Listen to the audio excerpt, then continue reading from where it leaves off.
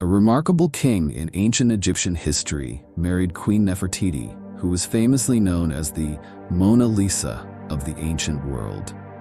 The 10th pharaoh of the 18th dynasty, who ruled for 17 years, was also considered one of the most enlightened and progressive thinkers of his time. Yet Akhenaten, this very king, was unexpectedly rejected and erased from Egypt's historical record. What extraordinary events unfolded thousands of years ago in New Kingdom Egypt? At the archaeological site of Amarna, located in central Egypt about 320 kilometers south of Cairo, lies a quiet desert region on the eastern bank of the Nile. At first glance, the crescent-shaped area appears barren, filled with sand dunes and massive limestone outcrops, resembling a giant dusty basin. But 33 centuries ago, this was home to tens of thousands of ancient Egyptians, all relocated here by the will of one man, Pharaoh Akhenaten. Seen as a rebel, a dictator, and the founder of one of the earliest and most controversial monotheistic religions in history, Akhenaten has been called the first ego in recorded history. The upheaval he caused in Egypt's centuries-old customs and beliefs was so profound that after his death, later generations branded him a heretic. His name was removed from the official list of Egyptian kings. All of this inadvertently made Akhenaten one of the most captivating and controversial figures in Egyptian history. It's puzzling. How did someone like him ever become pharaoh? Originally, Akhenaten was not the chosen heir. As a young prince, he was known as Amenhotep, the younger brother of Crown Prince Thutmose. But after his brother's sudden death, Prince Amenhotep became the successor to the throne.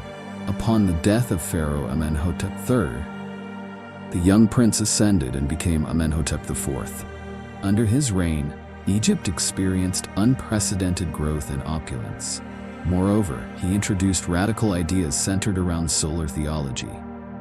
Egyptian religion was traditionally polytheistic. During the New Kingdom, Amun was the patron god of Thebes and was elevated to equal status with the sun god Ra. Egyptians regarded Amun as the lord of all gods. In addition to Amun and Ra, they worshipped countless other deities such as Seth, Anubis, Isis, Hathor, and Thoth. Yet almost immediately, Akhenaten's defiant nature erupted. He initiated a series of extreme religious reforms, banned all polytheistic texts, and abandoned Egypt's traditional beliefs. He built a new capital city named after the god Aten, the once glorious city of Akhenaten. The royal court relocated from Thebes and lived there for decades. But in this new city, instead of honoring Amun, Akhenaten's temples faced east toward the rising sun and worshipped a new form of solar deity. His god was described as the living Ra Horus, who appears on the horizon in the splendor of his solar disk. This was a foreign deity introduced into Egyptian religion. Soon after, Aten, the Egyptian word for sun disk, was adopted for simplicity and memorability. Aten, depicted as a large red disk radiating light, was first mentioned in the tale of Sinuhe from the 12th dynasty, where a deceased king was described as rising from the heavens and merging with the solar disk, his divine body united with its creator. Similarly, the term Silver Aten was used to refer to the moon. Beyond changing the object of worship, the 18th dynasty pharaoh also changed his own name, from Amenhotep, which honored the old god, to Akhenaten, to reflect his devotion to the new supreme deity. Continuing his religious revolution, Akhenaten ordered massive limestone statues of himself to be carved and placed in rows along the columns of Aten's temple. Akhenaten may be considered the first monotheist in history, predating Abraham, Isaac, Jacob, and the prophet Muhammad, all of whom worshipped a single god. From then on, Aten became the central deity of Egypt's state religion. These are the clearest signs of a sudden and dramatic shift in Egyptian society. Akhenaten's sculptures broke entirely from the conventions of ancient Egyptian art, while the posture and some elements remained traditional, such as crossed arms holding royal symbols, the double crown, the ceremonial headdress, and short kilt to convey heroic strength and supreme authority. The shape of Akhenaten's body was radically different, even bizarre by modern standards. His statues show a long, drooping face, high cheekbones, a long nose pointing to a sharp chin, unusually full lips, wide hips, and a sagging belly. Was this the portrait of a sickly pharaoh, or a new artistic vision of a ruler who defied tradition? More importantly, what kind of personality in ancient Egyptian society could have paved the way for such dark and strange art? In the end, was Akhenaten a visionary ahead of his time, or simply a madman on the throne? Akhenaten remains one of Egypt's most controversial rulers. According to Egyptian mythology, he was a descendant of gods who came to Earth during the time of Tep-Zepi. Even today, some believe he was a divine being from the stars. Early records likened him to the sun. Later writings and poetry described him as born of celestial beings who frequently visited and guided him. This may explain why he rejected all other Egyptian deities and transformed the nation's spiritual landscape so drastically.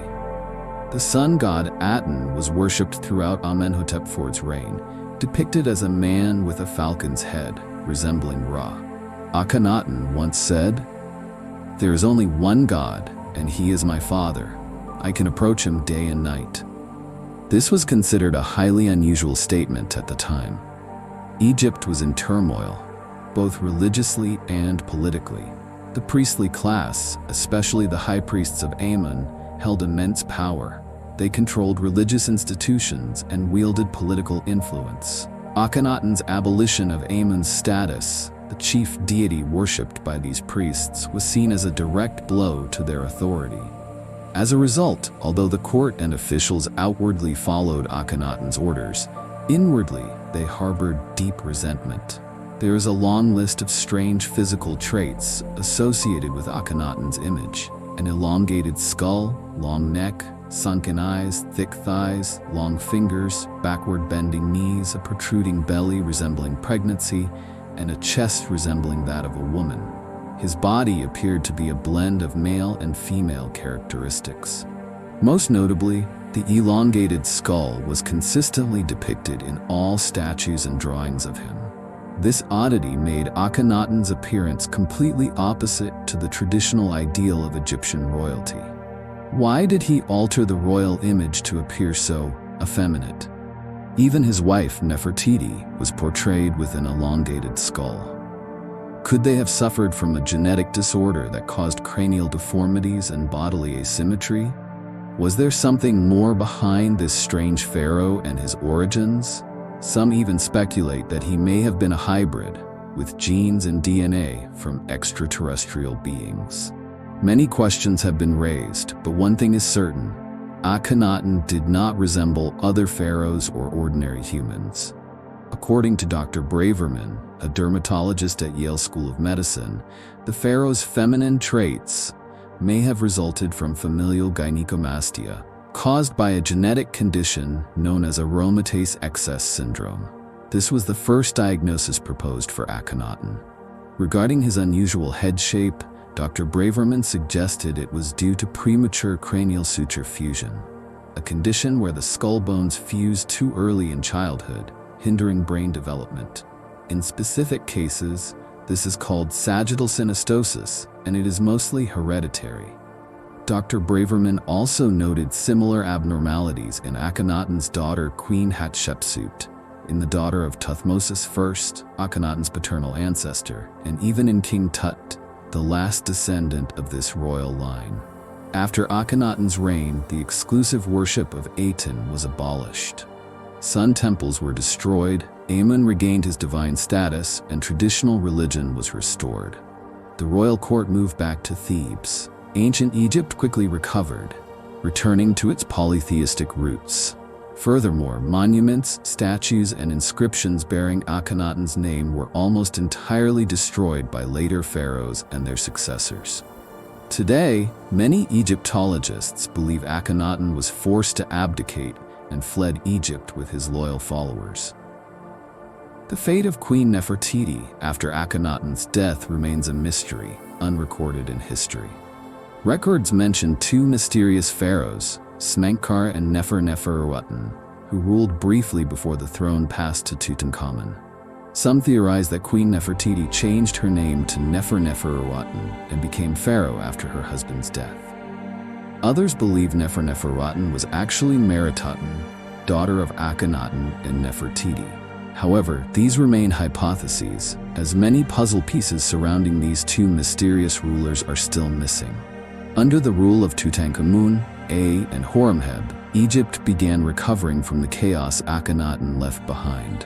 When Tutankhamun and A died without heirs, Horemheb, a general under Akhenaten, rose to power and was chosen as pharaoh. He restored the authority of Amun's priesthood and returned Egyptian religion to tradition. At the same time, Horemheb ordered the destruction of monuments linked to Akhenaten, Tutankhamun, and A, erasing their names from history.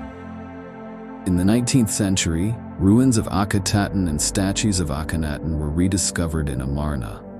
His name re-entered the historical record. In 1907, archaeologists found a tomb in the Valley of the Kings, labeled KV55, small and seemingly temporary. Inside was a damaged mummy of a man. Initially, scientists mistook the mummy for female due to wide hips and slender arms. After multiple tests, they confirmed it was male. Some believed it was Akhenaten, but lacked enough data to be certain. Only in recent years did DNA testing on royal mummies confirm that the KV55 mummy was Akhenaten, son of Amenhotep III and Queen Tia. After his death, Akhenaten was buried in his own tomb. But when the court moved to Thebes, his body was reburied in KV55, a tomb in the Valley of the Kings. Excavation confirmed his skull was indeed deformed and elongated. Later, when Howard Carter discovered Tutankhamun's tomb, the boy king's skull showed similar features.